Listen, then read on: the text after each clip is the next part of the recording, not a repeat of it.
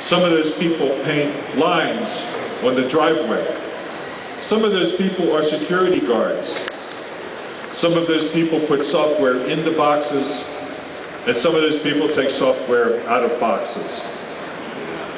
So if you take a look at the real number of people in Microsoft who have the name software engineer, and I'm guessing at this, but I would guess between 7,000 and 8,000 software engineers in Microsoft.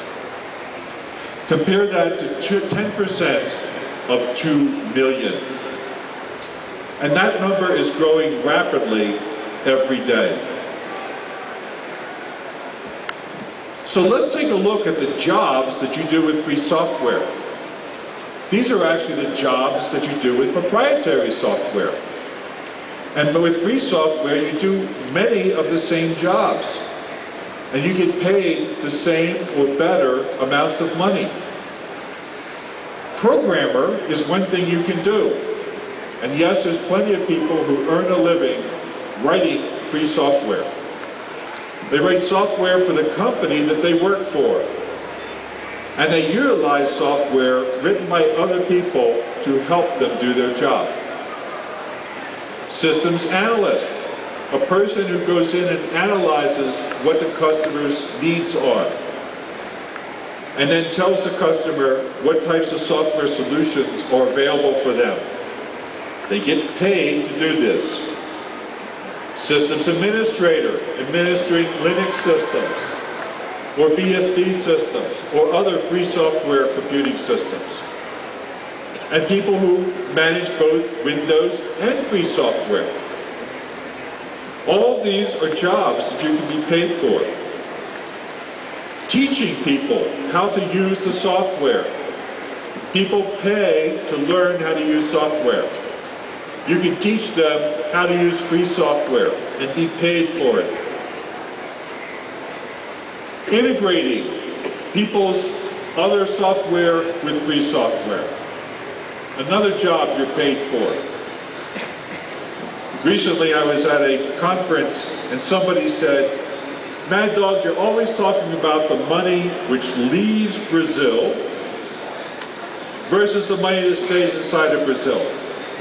Well, let me tell you that for every dollar that leaves Brazil to pay for proprietary software, $12 are made inside of Brazil by Brazilians. I say, great, that's wonderful. But why are you sending that $1 outside? Why not keep that $1 inside of Brazil to pay a Brazilian programmer? Because you see, it's not just $1, it's $1 billion. And that $1 billion could give a lot of jobs to Brazilian programmers. With free software, there's no reason for any of the money to leave the country. And all of that money can be brought back in to local jobs. Now, with closed source software, here's what people typically do. They buy the software, and what they're doing is they're paying somebody else for the software they've purchased. Then they install the software, but the problem is that they themselves cannot fix the errors that exist in that software. Then they integrate the software, but unfortunately they cannot change it to make the parts work better together.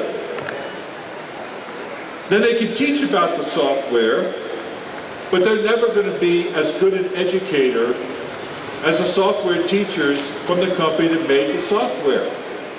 Because the company that made the software is, by the definition, the expert in how that software works. And finally, they can administer that software, which basically is tracking and policing licenses. With open source, you can do all of those things better.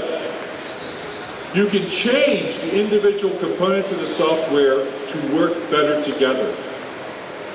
You can do programming to extend the software for the customer. You can help them to integrate and fix errors in the software in their time frame and not the time frame of the company that produced it.